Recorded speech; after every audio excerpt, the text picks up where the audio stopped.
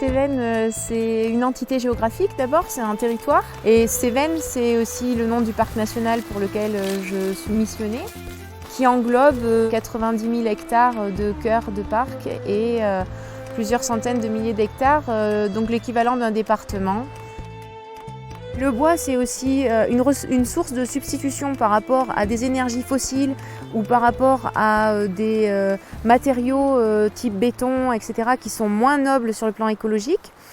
C'est aussi une façon de séquestrer du carbone, donc de pouvoir atténuer les effets du changement climatique. Au niveau du parc national des Cévennes, qui est très forestier, donc environ 70% de la couverture, dans cette matrice forestière, en fait, on a besoin, pour préserver la biodiversité, de préserver certains éléments particuliers qu'on trouve en forêt, qui sont des vieux arbres et du bois mort.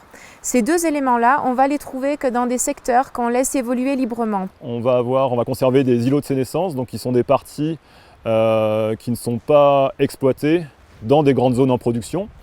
Et le fait d'avoir un réseau comme ça sur l'ensemble de la forêt va permettre à ces espèces de pouvoir se déplacer et se reproduire. Donc la trame de vieux bois permet en fait de concilier la conservation de la biodiversité et de la fonctionnalité de l'écosystème.